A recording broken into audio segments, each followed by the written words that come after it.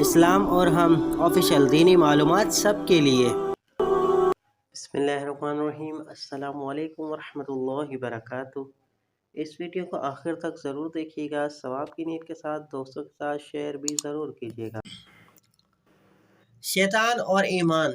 جب شیطان بہکاتا ہے تو وہ ہمیں بہت ہی پیار سے سمجھا رہا ہوتا ہے کہ ابھی یہ کام کر لیں، بعد میں نہیں کریں اور اللہ سے توبہ کر لیں گے، اور ہر دوبارہ جب وقت آتا ہے تو ایسے ہی بہلا کر گناہ کرواتا ہے اور انسان اس کی چال میں پھنستا چلا جاتا ہے۔ ایک وقت آتا ہے کہ گناہ کو گناہ نہیں سمجھتا۔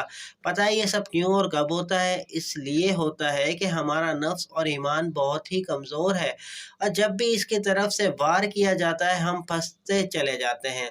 ہم کو اپنے ایمان اور اپنے نفس کو مضبوط کرنا ہے۔ یہاں سوال یہ آتا ہے کہ نفس کو کیسے مضبوط کیا جائے؟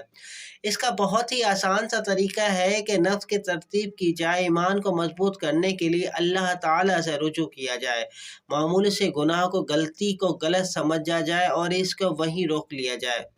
ورد کلمہ ہر وقت زبان پر رکھا جائے تاکہ ایمان مضبوط رہے۔ استغفار کو معمولی بنایا جائے، یہ بھی نفس کو، شیطان کو شکست دینے کا بہترین طریقہ ہے۔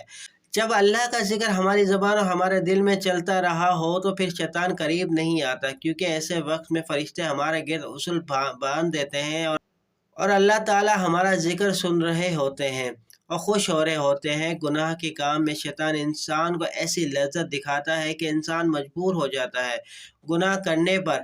اللہ تعالیٰ نے بندے کے لیے توبہ کا رستہ آخری سانس تک کھلا رکھا ہے، اور جب بندہ شیطان کو شکست دے کر اللہ کی طرف رجوع کر لیتا ہے تو اللہ بھی اپنے بندوں کی توبہ قبول کر لیتا ہے، کیونکہ اللہ تو ہماری نیتوں کو، ہمارے دل کو دیکھ رہا ہوتا ہے۔ ہمیں ہر لمحہ توبہ کرنا چاہیے۔